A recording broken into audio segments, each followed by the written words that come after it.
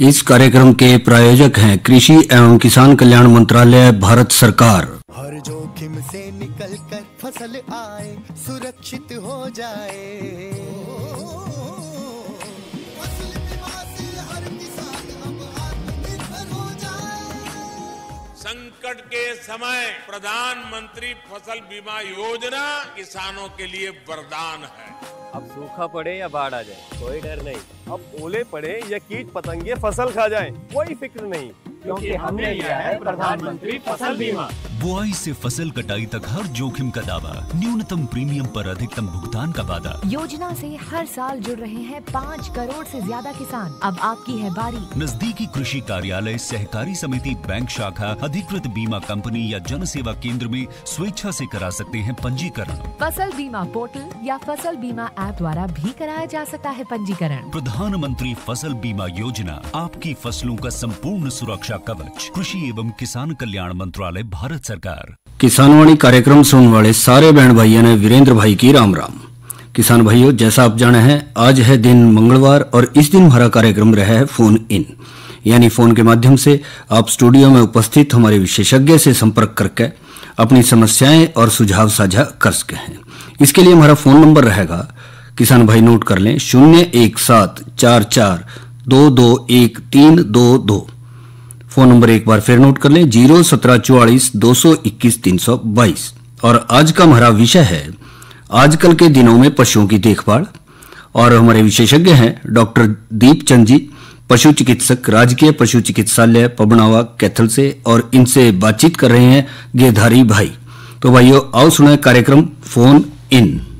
कार्यक्रम के सभी सुनाने गिरधारी की राम राम।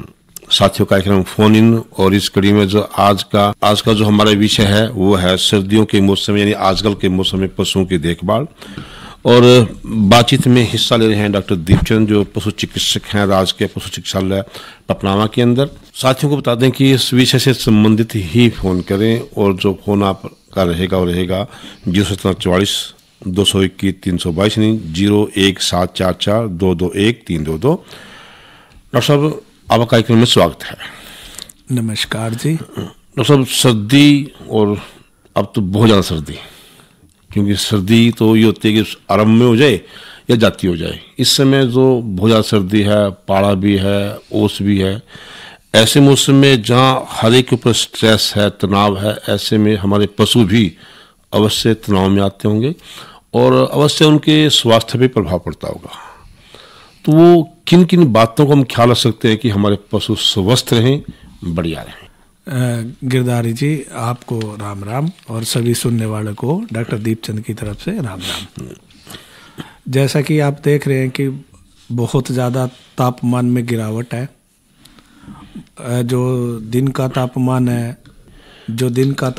है और रात का तापमान है बहुत ज़्यादा नीचे है जी। लगभग 5 डिग्री के आसपास भी तापमान रिकॉर्ड किया गया जी। तो जैसे कि पशुओं में काफ़ी बुरा प्रभाव पड़ता है पशु के शरीर पे। उसकी जो प्रोडक्शन है, दूध की क्षमता है, वो कम हो जाती है। चारा कम खाता है पशु जी। और जैसे ही मूवमेंट कम होती है पशु की, घूमना फिरना कम होता है, तो उसके अपाच्य जो डाइजेशन से संबंधित दिखते हैं वो भी आती है। तो जैसे कि आप देखोगे इस मौसम में ज़्यादातर जो दूध की प्रोडक्शन है पशुओं में बड़ी कम हो जाती है जी। और जो छोटे पशु हैं उनमें अगर ज़्यादा कांटेक्ट में रह जाए पशु तो सर्दी के कारण निमोनिया हो जाता है। निमोनिया से पहले फोन ले चलो। हेलो हेलो, हाँ नमस्कार जी, कहाँ से बोल रहे हैं? हेलो हेलो हेलो, नमस्कार जी डॉक्टर साहब। नमस्कार जी, कहाँ से बोल रहे हैं? टाटका से जी। टाटका? हाँ जी। अपना नाम? नाम है जी छोटू राम। छोटू राम जी, कैसे हैं आप? बढ़िया है सर जी। मौसम कैसा वहाँ? मौसम तो ठंड है जी बहुत। हाँ जी। जी आप गए डूंडे पार ठंड है? हाँ जी हाँ जी। अच्छा, और कितने अपने पास डंगर हैं? डंगर है नहीं 4-5। क्या क्या है? मैं सही है जी, बस बाकी उनकी कटड़ियाँ 2-3 कटड़ियाँ और ये जागा। अच्छा, क्या पूछना है? ये पूछना था जी, 2 कटड़ियां हैं जी, वो कमजोर सी ज्यादा हो रही हैं जी, क्या कारण हो रहा, कौन सा क्या देना चाहिए जिनमें? जी डॉक्टर साहब। पशु की उम्र क्या है कटड़ी की? उम्र है जी 2 साल है जी, एक की 2 साल है। ये कमजोर से नहीं जा रही है जी, कीड़े कूड़े की गोलियां भी दे दी जी। अच्छा, जैसे पशुओं में जब हम देखते हैं कि पशु कमजोर है तो उसमें ज़्यादातर जो उसके पेट के कीड़े होते हैं ना, वो कारण होता है। उसके बाद जो पशु का जो बैलेंस्ड प्रॉपर न्यूट्रिशन होता है ना, वो उसकी रिक्वायरमेंट होती है। तो आप बता रहे हैं कीड़े की आपने दवाई दे दी है जी जी, तो आप है ना, एक तो मिनरल मिक्सचर शुरू करो आप उनका। कौन सा देना चाहिए सर जी? मिनरल मिक्सचर आप पास के हॉस्पिटल में जाओगे ना, वो लिख के दे देंगे आपको।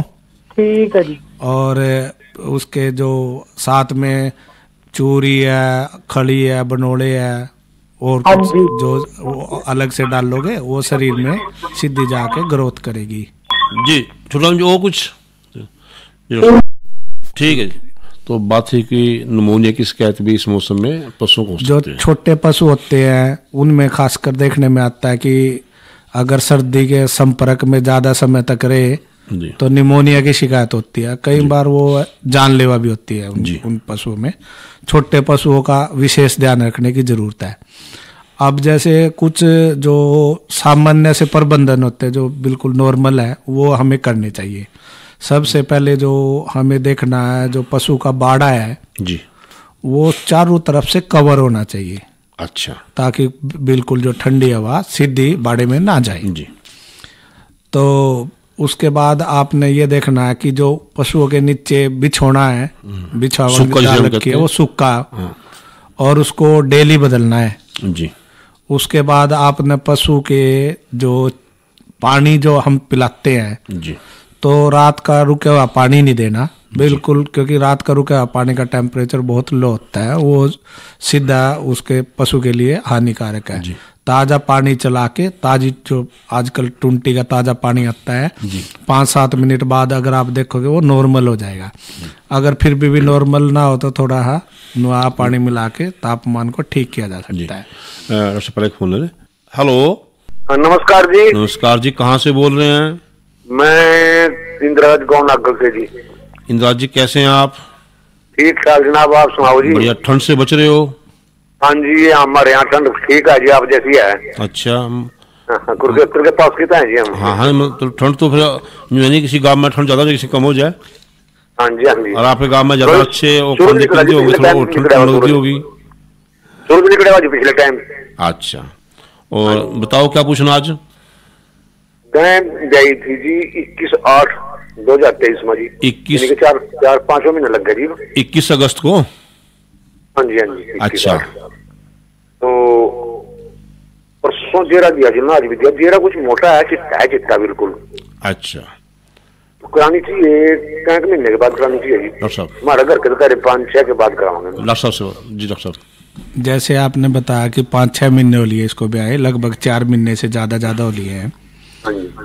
अगर मान लो पहला जो जेरा देती है ब्याने के बाद, अगर जेर जार ठीक गिरी है, पशु में ब्याने में कोई दिक्कत नहीं है, तो चाहे आप अगली हीट पे भी करवा सकते हो। लेकिन वो नॉर्मली हम पशु की स्वास्थ्य देखते हैं। अगर आप है ना इसको करवाओगे तो कोई दिक्कत वाली बात नहीं है, क्योंकि मेन तो ये होता है कि जो पिछले ब्यात की जो बच्चादानी से कुछ संबंधित कोई दिक्कत ना रही हो, तो कोई दिक्कत वाली बात नहीं है। दूसरी तीसरी हीट पे आप आराम से करवाओ। अगर कुछ उसमें सफेद रात जैसी है तो वो मौके पे देख के उसका इलाज किया जा सकता है, दवाई दुई रख के। अगर थोड़ा बहुत इन्फेक्शन हो जाता है कई बार बच्चादानी में, तो वो 1-2 बार दवाई रख के बच्चादानी में तो देख लेंगे, अगर दिक्कत होगी तो, वरना तो आप करवा सकते हो। जो जरा सा गिर दिया वो ज्यादा गाढ़ा तो नहीं है? मतलब थोड़ा सा मोटा है, चिट्टा बिल्कुल जी। हाँ, नीचे पानी सा तार होगा साफ बिल्कुल। हाँ, पानी का अगले महीने तो सोच लेगी, अगले महीने ठीक है। हाँ, कोई दिक्कत नहीं, अभी करवा लो, कोई ऐसी बात नहीं। अच्छा जनाब, नमस्कार जी। नमस्कार। तो सब बात कर रहे थे कि जो पानी है वो रात का जो चबच्चे में आपने रखा वो ना पियाए। हाँ, ताज़ा पानी दे।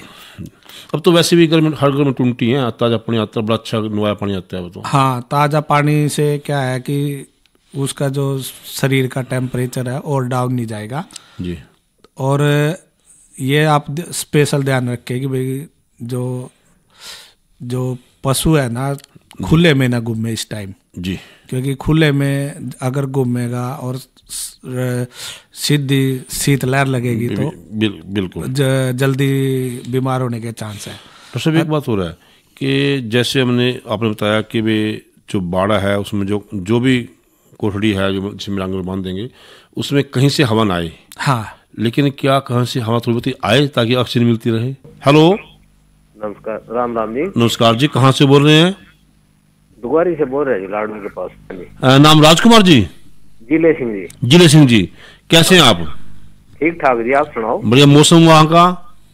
मौसम ठीक ही है जी, वैसे ठंड बहुत ज्यादा है जी। ठंड बहुत ज्यादा, तो अपना बचाव कर रखा होगा ठंड से? हाँ जी, हाँ जी। फिर तो डांगरा करके रखा होगा? हाँ, बड़ा बंद कर रखा जी ये तो। अच्छा, वो एक तो बड़ा बंद कर दिया, और क्या कर रखा? बस और लकड़ी लुकड़ी जला दे थोड़ी बहुत उनका थोड़ा। अच्छा, पानी पुनी पियाओ उन्हें ताजा? हाँ, ताजा पानी पियावा जी। अच्छा, मतलब उसमें कोई सीधी आवाज तो नहीं आती जिसे भी डांगर में कोई दिक्कत हो? ना जी, आवाज नहीं आती है जी। अच्छा जी, तो आज क्या पूछना? मैं ऐसा जी, एक 4 महीने की गाप भी है जी। 4 महीने की आगे की है? आगे की है, बाकी जेरे देवा मोटे मोटे क्या करना है जी? अच्छा डॉक्टर साहब, डॉक्टर करा जी। जी, ऐसा है कई बार पशु है ना जेरा दिखा देता है प्रेगनेंसी में भी। अच्छा जी। तो आप है ना उसको पहले एक बार चेक करवा लो, जो नजदीक। चेक तो करा लीजिए बस।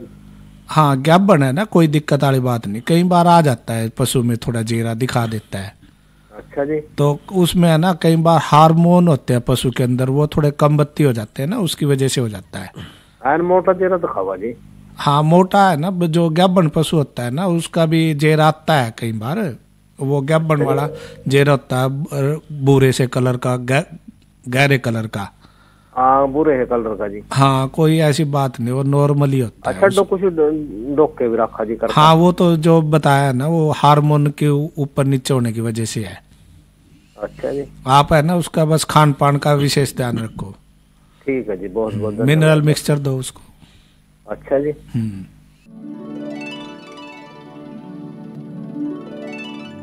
हमारे मेहनती किसान सशक्त और आत्मनिर्भर हों, हमारी कृषि आधुनिक हो, इस लक्ष्य के साथ प्रधानमंत्री श्री नरेंद्र मोदी जी के दूरदर्शी नेतृत्व में पिछले 9 वर्षों में भारत सरकार ने लगातार एक के बाद एक कई महत्वपूर्ण कदम उठाए। आज देश का कृषि बजट 2014 के मुकाबले 5 गुना अधिक बढ़ गया है। बीज से लेकर बीमा, सिंचाई से लेकर खाद और बाजार से लेकर तकनीक और नवाचार, खेती से जुड़ी सरकार की नीतियां और निर्णय समग्र और समावेशी हैं। यही कारण है कि आज भारत में खेती का स्वरूप लगातार आधुनिक हो रहा है और हमारे किसान साथियों की मेहनत से देश कृषि उत्पादन में नए रिकॉर्ड बना रहा है। आज खेती में तकनीक के साथ हमारे पारंपरिक श्रेष्ठ तरीकों को भी बढ़ावा मिल रहा है और प्राकृतिक खेती पर भी विशेष फोकस है। इसी कड़ी में किसानों के हितों के लिए प्रतिबद्ध भारत सरकार ने किसानों की खेती से जुड़ी छोटी छोटी जरूरतों को पूरा करने के लिए एक बड़ा निर्णय लिया, पीएम किसान सम्मान निधि योजना यानी पीएम किसान। इस योजना के तहत लाभार्थी किसान भाई बहनों के बैंक खातों में 2000 रुपए की 3 समान किश्तों में सीधे 6000 रुपए की सम्मान राशि प्रतिवर्ष हस्तांतरित की जाती है।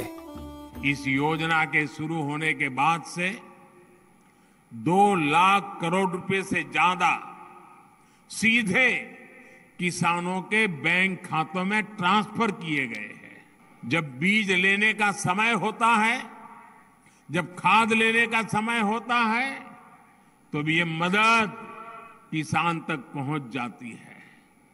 देश के 85% से अधिक छोटे किसानों के लिए ये बहुत बड़ा खर्च होता है।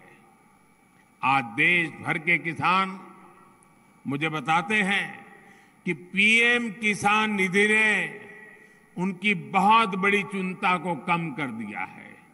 दुनिया की सबसे बड़ी डायरेक्ट बेनिफिट ट्रांसफर योजनाओं में से एक पीएम किसान की सराहना अंतर्राष्ट्रीय मुद्रा कोष यानी IMF जैसी वैश्विक संस्थाओं ने भी की है।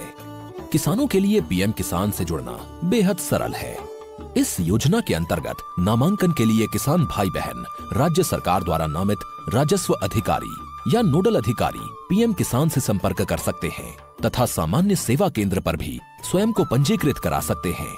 इसके अलावा किसान भाई बहन वेब पोर्टल पर फार्मर्स कॉर्नर एवं पीएम किसान मोबाइल ऐप के माध्यम से भी पीएम किसान सम्मान निधि संबंधित जानकारी, भुगतान की स्थिति तथा अन्य सुविधाओं का लाभ उठा सकते हैं।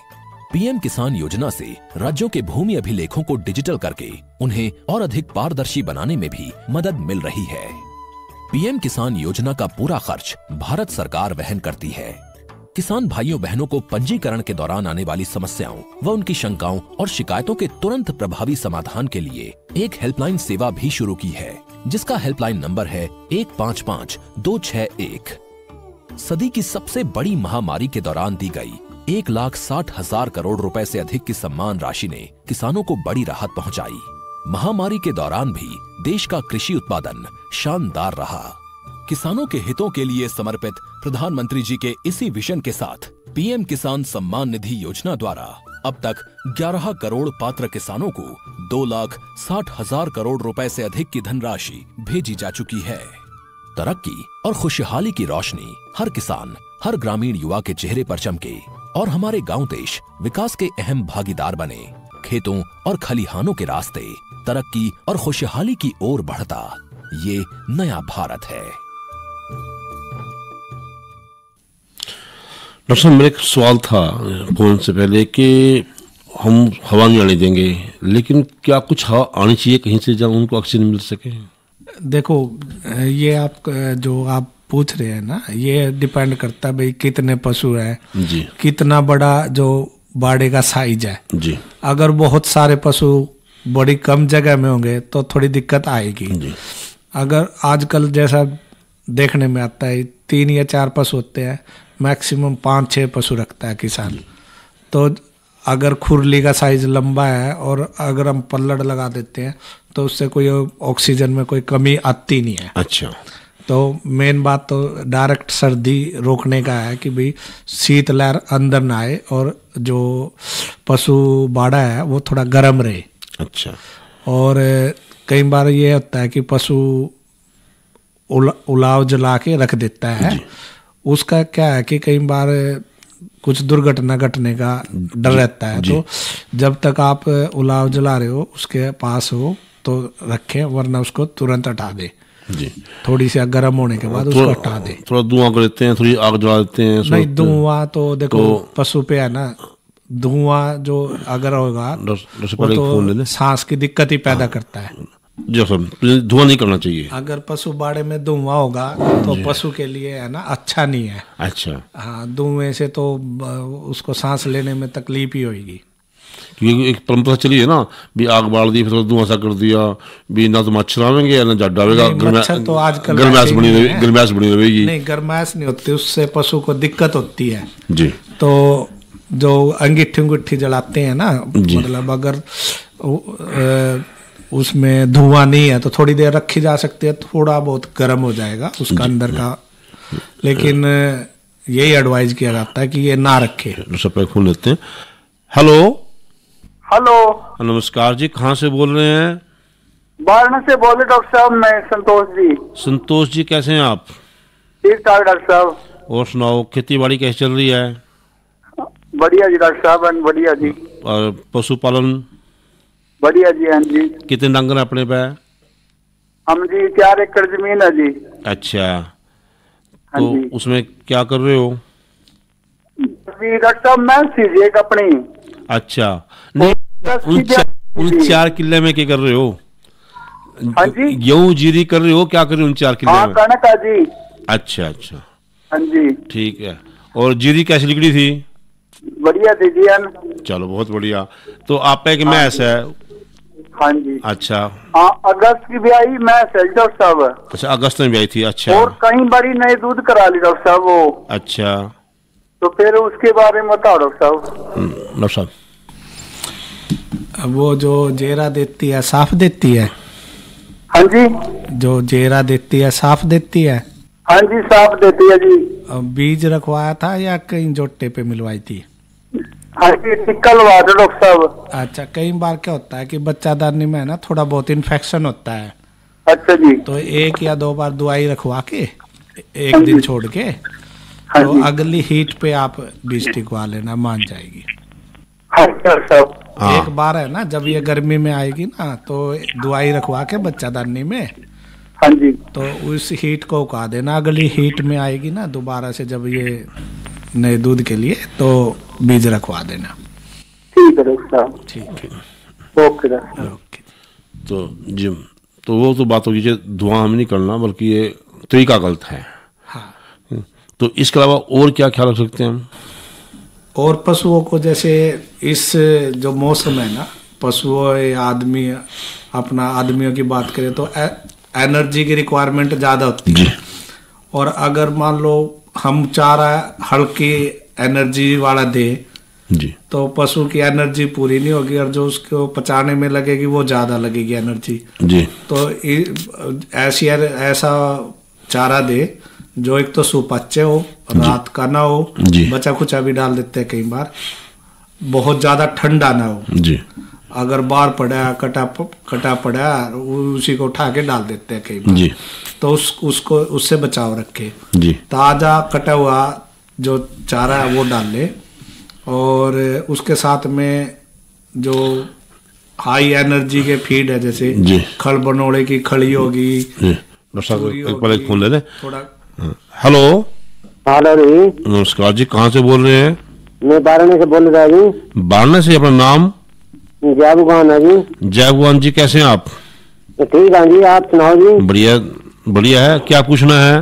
मैंने 12वें महीने की 29 तारीख में टिक्का लगवाया था, जो टिक्का ही फिर आड़ बात ठीक कर रही थी 29 दिसंबर को। हाँ जी, 12वें महीने की। अच्छा जी डॉक्टर साहब, क्या अब वो जेरा जूरा दे रही है? जेरा जूरा तो नहीं दे रही है जी, हाल कर रहा बहुत जी, कुरड़िया में टक्कर मारा, बटेड़ा में, पराली में। अच्छा, तो देखो अगर मान लो कई बार पशु लंबे टाइम तक बंधा रहता है, एक जगह खुलने का मौका नहीं मिलता, तो देखो ऐसे कई बार पशु कर देता है। अगर वो जैसे तार तूर दिखा रही हो तो फिर तो आप दोबारा से टिक्का लगवाना पड़ेगा। ठीक है जी। अरे बंदी तो 3-4 जगह बदलो जी, मैं ना दो जाड्डा नहीं, जाड्डे में कैली मान जा डंगा थोड़ा हाँ बस ये तो है जी, भाग करना पसंद करता है। अरे के गिरी नस्ल की बछड़ी है मेरी, 2.5 साल की हो रही, बोल नहीं रही है जी। कितना वजन होगा उसका? 2.5 साल की बच्ची है, वाला कम से कम होगी 3 क्विंटल की तो होगी, 2.5-3 क्विंटल की। क्या कुछ उसने जेरा जुरा नहीं दिया अभी तक? कुछ नहीं दिया जी, लग ना बोल रही है। एक बार तो फिर आपने ना हॉस्पिटल में ले जाके चेक करवानी पड़ेगी, क्या कई बार बच्चादानी में दिक्कत होती है तो उसके हिसाब से ट्रीटमेंट होगा।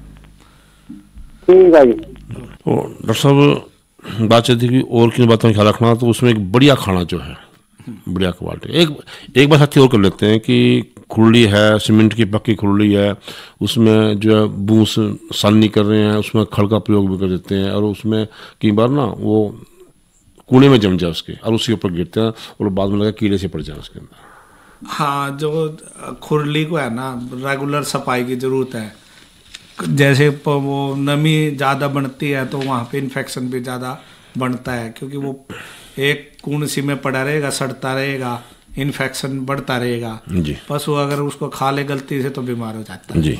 तो उसका क्या है कि खुरली की तो डेली साफ सफाई सबसे पहली जरूरत है। उसके अगर उन्हें थोड़ा कासस को उस काबिल है। हाँ, अगर जैसे जब पशु बाहर घूमने गया है या बाहर है बाड़ी से, तो उसको एक बार अच्छे से साफ करके और हवा लग जाए ना जी, पंखा चला दे उसके ऊपर जब पशु ना। तो दर्शक फोन ले लें। हेलो, हाँ जी, हाँ नमस्कार जी, राम कहाँ से बोल रहे हैं? अजयपुर से बोल रहे जी। अजयपुर से, हाँ जी। अपना नाम? बलवंत जी, क्या पूछना? ये हमारी में से मतलब ठक कर दी रहा सींग में, एक सींग तो पहला टूट गया उसका। वो खुरली मारा है, जो सींग है खुरली मारा है, क्या करे वाह, जो उनकी भैंस है वो कभी कांद में कभी खुरली में सिर मार दी रहा है, एक सींग तो ला बैठी वहाँ। ऐसा है, क्या होता है कि कई दिन हो जाते हैं ना पशु के, वो खारिश होती है सींगों के नीचे जी। तो क्या है कि अगर उसके अल्टरनेट डे पे अच्छे से नहला के उसकी तेल की थोड़ी मालिश करेंगे ना तो उसको इजी रहेगा और फिर वो खारिश के चक्कर में उससे बचाव रहेगा। सींगों में तेल ला दो, सींगों के नीचे होती है ना। हाँ, उसमें। और कई बार ये होता है, कई पशुओं की आदत हो जाती है खटखट करने की, तो उसका ये है कि आप है ना उसको थोड़ा हट के बांधे जी, जहाँ पे ऐसी कोई सुविधा नहीं हो कि वो दीवार में मारे, क्योंकि ये आदत पड़ जाती है उसको जी। तो उसकी आदत छुटवाना थोड़ा मुश्किल काम है जी। लेकिन थोड़ा अगर आप दीवार से हट के बांधेंगे, खुरली से थोड़ा दूर हटा के बांधेंगे तो धीरे धीरे उसका बदलाव हो जाएगा जी। तो डॉक्टर दीपचंद जी, आप हमारे स्टूडियो में आए और आपने हमारे किसान साथियों को, पशुपालक साथियों को बड़ी अच्छी जानकारी दी, इसके लिए आपका बहुत बहुत धन्यवाद। धन्यवाद। ये तो भाई सुन रहे थे बातचीत फोन इन पे आजकल के दिनों में पशुओं की देखभाल, और विशेषज्ञ थे डॉक्टर दीपचंद जी, पशु चिकित्सक, राजकीय पशु चिकित्सालय पबनावा कैथल से, और इनसे बातचीत कर रहे थे गिरधारी भाई। इस कार्यक्रम के प्रायोजक थे कृषि एवं किसान कल्याण मंत्रालय, भारत सरकार। अरे अरे अरे क्या कर रहा है? इधर इधर इधर हम बोल रहे हैं तेरे बीजू का। उतला बोल रहा है? पक्षियों से तो हम खेत को बचा लेते हैं, पर इन घातक रसायनों से कैसे बचाएं? मतलब? देख बेटा, तू जो ये अंधाधुंध रसायन मिलाता है ना, मिट्टी की सेहत बिगड़ने लगी है, और जब माटी ही कमजोर पड़ जाएगी तो उपज कैसे सेहतमंद होगी? अरे पहले ऐसा नहीं था, पूछना अपने बड़े बुजुर्गों से, कैसे फसल लहलहाती थी, शुद्धता झलकती थी। हाँ, माटी भी तंदुरुस्त और लोग भी। अरे अब पहली वाली बात कहाँ? पर अब तो सब यही डाले हैं। सब नहीं, आज भी लाखों जागरूक किसान परंपरागत विधि से फसल उगा रहे हैं, खर्चा कम और उपज की कीमत भी बेहतर पा रहे हैं। सच है? रे बेटे, एक्सपीरियंस से बता रहे हैं, धूप में बाल सफेद नहीं किए हैं। हाँ। ठीक है भाई, मैं भी आज से जैविक खेती शुरू करूंगा। माटी से प्रेम की परंपरा है परंपरागत खेती। और इसी के साथ हमारे आज के किसान वाणी कार्यक्रम का समय समाप्त है। तो वीरेंद्र भाई और गिरधारी भाई ने इजाजत दो। अच्छा भाइयों, राम राम।